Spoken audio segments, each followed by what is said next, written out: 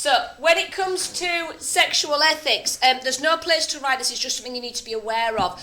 When it comes to sex ethics, I think, first of all, this is definitely going to be on your exam.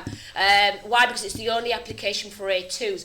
This, unlike the AS topics, you have to relate to all four. So, it could be natural law, situationist, Kant, or utilitarianism. So, they might ask you a question like, no ethical theory is helpful when dealing with issues surrounding sex ethics. That means that you can pick which theories you talk about. So you might want to compare natural law with utilitarianism, for example. Or it might say, Kant's ideas of duty are useful when dealing with issues surrounding homosexuality. So they could pick which issue, or they might keep the issues open. If it just says issues surrounding sex, then you need to do homosexuality, premarital or extramarital sex. Probably 2 out of the 3 would be fine for an answer.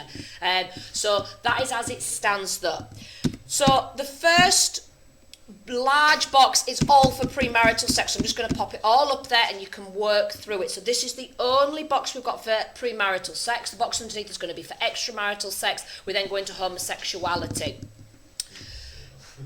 Pope Paul VI said, so that husband and wife become in way one heart and one soul and together attain their human fulfilment.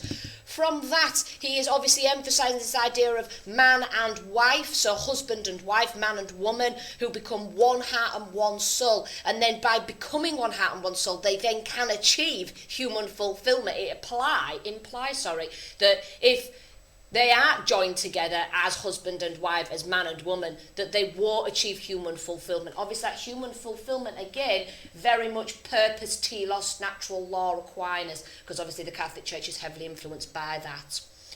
So explore what it implies, what it means.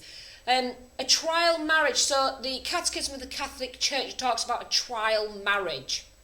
It says, human love does not tolerate trial marriages. It demands a total and definitive gift of persons to one another. This idea there that trial marriage is where the couple intend to marry, but aren't quite married yet. So basically, they can have a bit of nookie, or they can move in together because they are going to get married. And no, the Catholic Church does not recognise that. It demands total giving from one person to another, as in marriage. So for the Catholic Church, premarital sex does not express fidelity, which is faithfulness, exclusivity and commitment, and consequently does not tolerate sex before marriage. What that's implying is people that have sex before marriage are unfaithful, have lots of partners and cannot be committed. Do you think that is fair? And again, in your exam, explore it.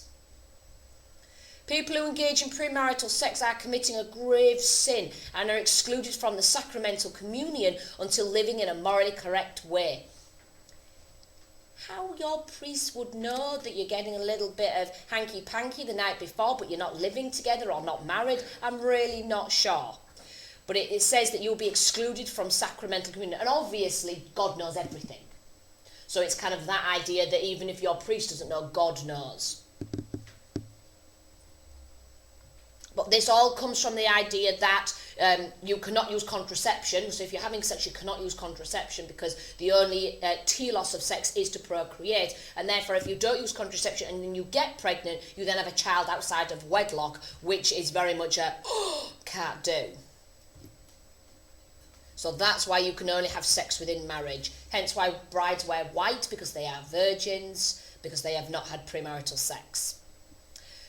Yet the Church of England does accept that cohabitation is for many people a step along the way towards the fuller and more complete commitment. So the Church of England does accept that people can live together before marriage. They're not saying have sex together before marriage, but they're just saying living together.